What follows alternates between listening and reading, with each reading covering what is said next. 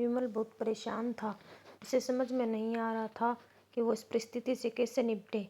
वो अपनी माँ को बहुत चाहता था, किंतु उसकी पत्नी और बच्चे उसकी माँ से बहुत दूर भागते थे, क्योंकि उसकी माँ की एक आँख नहीं थी। साथ ही उसकी कमर भी 90 अंश पर झुकी थी। वैसे वह अपना सब काम खुद कर लेती है, किंतु फिर भी वो उसकी पत्नी और बच्चों के लिए हमेशा खटकती है। दादी, आप ऊपर के कमरे में चले जाओ, मेरे दोस्त आ रहे हैं, विमल के बेटे अखिल ने बड़ी बेरुखी से कहा। पर बेटा, मैं तो यहाँ बहुत दूर बैठी हूँ, विमल की माँ ने बहुत प्यार से कहा। नहीं, आप उनके सामने मत रहो, वो मुझे चिढ़ाते हैं, अखिल ने जोर से डांटते हुए कहा। क्या हुआ अखिल, क्यों चिल्ला रहे हो, विमल की पत्नी कामनी ने किचन से ही आवाज़ लगाई। देखो ना माँ, ये दादी यहीं ड्राइंग रूम में बैठी है और मेरे दोस्त आ रहे हैं, अखिल ने शिकायत भरे लहजे में कहा। माँ जी, आप ऊपर चली जाओ, क्यों हम लोगों को लजवाती हो, कामनी ने बेटे का पक्ष लेते हुए कहा। बेचारी सरस्वती चुपचाप उठकर जीने के सहारे ऊपर जाने लगी। कमर झुकी होने के कारण उन्हें ऊपर चढ़ने में बहुत परेशानी हो रही थी, किंतु वो पूरी ताकत से ऊपर के एक अकेले कोने वाले कमरे में जाकर बैठ गई। विमल बाजू के कमरे से सब सुन रहा था।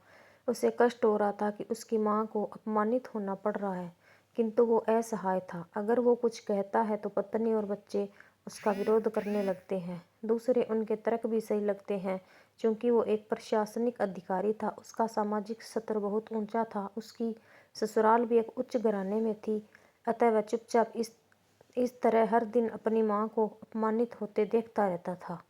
रात को विमल की पत्नी ने कहा, देखो जी, अब कुछ करो, कल कलेक्टर साहब की पत्नी आई थी। माँ जी अपनी देशी धुन धारा में उनसे मिली। मुझे बहुत शर्म आ रही थी, बताते हुए कि ये मेरी सास है।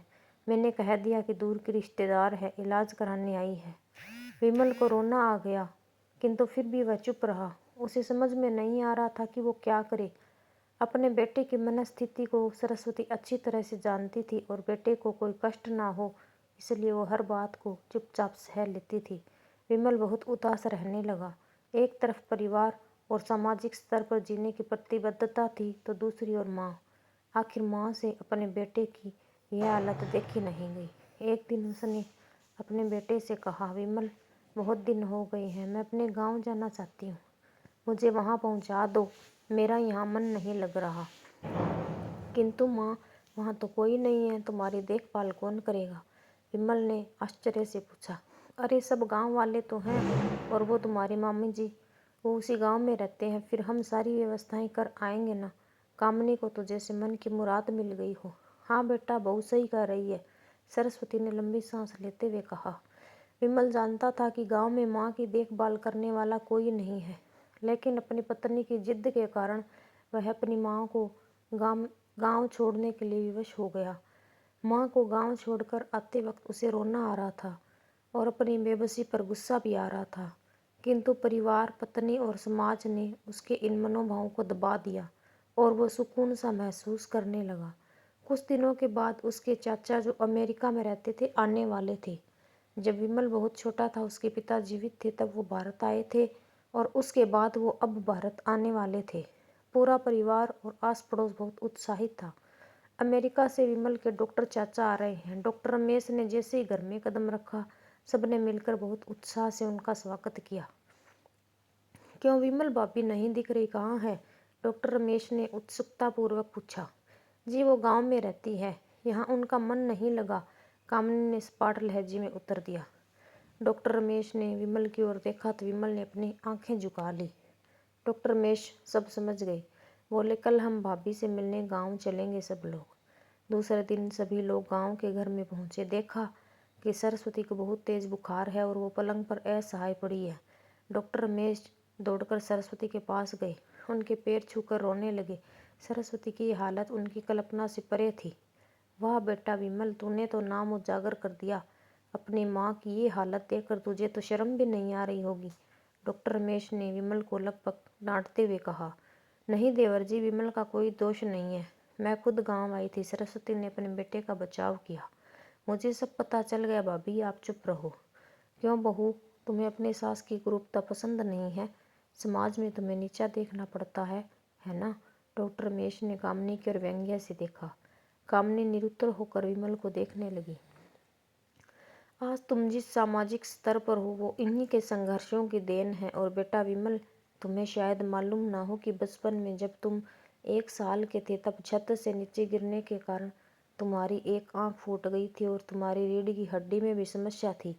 तब तुम्हारी इस कुरूप माँ ने अपनी एक आंख और अपना बोन मेरो देकर तुम्हें इतना सुंदर स्वरूप दिया था। कामिनी बेटा, इतने सालों तक संघर्ष करके बेटे को प्रशासनिक अधिकारी बनाने वाली इस संघर्षशील औरत की तुम लोगों ने यह दशा कर दी, तुम्हें ईश्वर कभी माफ नहीं करेगा। डॉक्टर रमेश की आंखों से अश्रु जलधारा बह रही थी। अब भाभी, आप मेरे साथ अमेरिका जाएंगी, यहाँ इन स्वार्थी लोगों के बीच नहीं रहेंगी, डॉक्टर रमेश ने सरस्वती से कहा। विमल को तो काटो तो खून नहीं था। डॉक्टर रमेश जो उसके चाचा थे, उन्होंने जो राज बताया उसके बाद तो विमल को यही लग रहा था कि उससे ज्यादा पापी इंसान इस दुनिया में कोई और है ही नहीं।